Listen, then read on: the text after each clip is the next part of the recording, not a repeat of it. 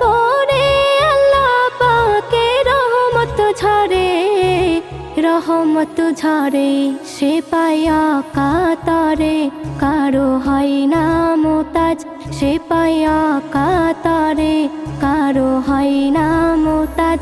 আল্লাহ দেবেন তাদের অনেক না জনে আজ যারা করছো রোজা পড়ছো তারা বিনামাজ আল্লাহ দেবে